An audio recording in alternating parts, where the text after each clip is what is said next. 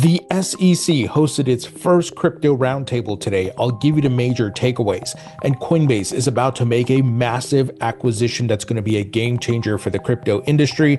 And Tornado Cash, the crypto mixing platform, has scored a huge win against OFAC. I'll give you the details. Let's get into it. Hey everybody, welcome into the Thinking Crypto podcast, your home for cryptocurrency news and interviews. I'm your host, Tony Edward. On your way in, please hit that subscribe button as well as the thumbs up button and leave a comment below. If you're listening on a podcast platform such as Spotify or Apple, please leave a rating and review. Folks, today was the first ever crypto roundtable held by the SEC in Washington, D.C., and it was actually at the SEC headquarters. Guys, this is amazing. I love the transparency. I love the openness. This is a complete 180 from what scumbag regulator Gary Gensler was doing over the past 4 years. And of course, Hester Peirce is leading the charge along with Mark Ueda. And we got Paul Atkins, who's going to be confirmed around March 27th, so later this month. And then I'm sure he'll be fully situated in office come April. So exciting times. We're getting a lot of clarity from the SEC, a lot of cases being dropped. Obviously, the big one from this week was the SEC dropping the Ripple case appeal. So there was your mix of pro-crypto folks, but also your crypto naysayers. Bill Hughes of Consensus did a great job of putting together a summary here saying crypto optimists or advocates said the current law and future of the infinite Howey decisions are not a workable regulatory regime. Start with what is a security and what isn't. But a more interesting and somewhat trickier question is, out of the securities, what deserves exemptive relief? What's the thing that justifies a different approach to crypto? And if it is control, then how do we define it? Securities laws are going to apply to a lot more of this stuff than people think based on how bullish the current administration is. So guys, there's a lot of work to do here, but in order to get to the destination of clarity and clear rules and the SEC helping Congress to craft these rules, we need to have dialogue, right? It's important to bring in different law experts, different industry experts, and the SEC is doing the job of listening and also participating in the conversation. This is what we want. So this is the start of something really big, and they're going to do more roundtables. Now, you had your crypto skeptics. For example, John Reed Stark, clowns like that coming in. Their main takeaways were people buy crypto for investment. SEC's mission is investor protection, and that's as far as you need to parse jurisdiction. The SEC won many more motions than it lost, so Howey is clearly the answer here. Can we all agree this crypto stuff is just dumb? Now, this was mostly from John Reed Stark, so of course you got the clown in the room, right? And remember, he went on 60 Minutes when Brad Garlinghouse, Ripple CEO, went on 60 Minutes, said a whole bunch of nonsense as well. But hey, what are you going to do? You need haters, right? You need detractors because he's probably in line with some of the incumbents being disrupted. So that's why he's saying these things. And of course, Caroline Crenshaw was there, the single remaining Democratic commissioner. She's outnumbered, of course, but she was still on her same BS as well. But John Reed Stark was, the clown in the room for the most part. But guys, overall, the administration is pro-crypto. Congress is ready to pass legislation for market structure as well as stablecoins. So it doesn't matter what clowns like John Reed Stark have to say. In fact, Teresa Goody-Gillen, who, if you recall, she was in the running to be SEC chair, she said Howey was never intended to regulate an entire industry nor technology. So guys, we know Howey was created back in the 1930s, 40s, right? And this was before the internet, before blockchain, before tokens were on a decentralized blockchain distributed globally, before people could even fathom in their mind the concept of the internet. So it is not fit to regulate this type of asset. We need an updated version or an entirely different test for digital assets, because once again, these things are not just in the United States. This is not an orange grove in Florida within the walls of the border of the United States. These things are global. What if a token was issued overseas, but it's trading in the US? And vice versa. What happens there? What if the majority of the tokens are trading outside the US, but a good amount is in the US? So you have all these complexities. And then when the blockchains are decentralized and the tokens are just moving on their own with market participants and not necessarily the issuer or the foundation, who's helping to build adoption and things like that, what are you going to do? How are you going to regulate it? So all of these nuances need to be regulated. And the Howey tests is not up to par to regulate this. So that common sense tells you that, right, guys? So, but like I said, the big takeaway: transparency, dialogue, all of these things, very bullish for the market and industry, will lead to clarity, guys. Now, speaking of crypto legislation, the House Financial Services GOP tweeted out that Chairman Representative French Hill announces the April hearing scheduled, and the key highlights, and I'll just highlight the one that's related to crypto. They have a hearing titled American Innovation and the Future of Digital Assets, Aligning the U.S. Securities Laws for the Digital Age. Now, many of you know I've had Congressman French Hill on the podcast many times. I'm hoping to get him back on soon. And by the way, next week I'm interviewing Congressman Brian Stile out of Wisconsin, who's been working with French Hill. So guys, trying to get all these folks who are working on legislation on the podcast so you can hear directly from them. But you can see crypto is on the agenda here, guys, and it's a high priority. So very bullish. Now, moving ahead, we've got huge news coming out around Coinbase. Coinbase is acquiring Deribit. Talks reach advanced stage, according to Bloomberg. Now, you may say, what the hell is Deribit? Well, guys, Deribit controls over 80% of the options market. And Jason Yanovitz of Blockworks said, I'd expect this to be the largest acquisition in crypto history. That's even bigger than what we saw announced just this week, which is Kraken acquiring NinjaTrader for $1.5 billion.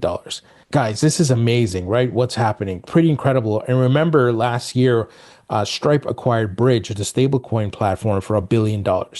These are signs of growth, the bullish market, right?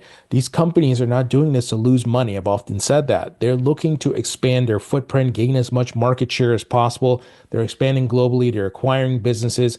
I mean, if you think about it outside the crypto market, just look at other companies that have grown through acquisitions like Google.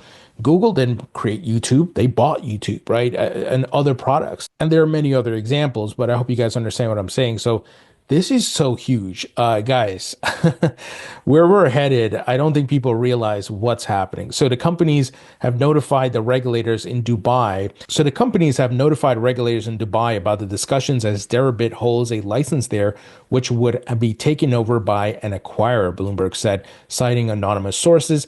Deribit is the world's largest trading platform for Bitcoin and Ether options, while Coinbase is the biggest U.S. crypto exchange, according to platform Kaiko. Man, I don't know what to say. If you don't see what is happening here, I don't know what to say for it to you, right?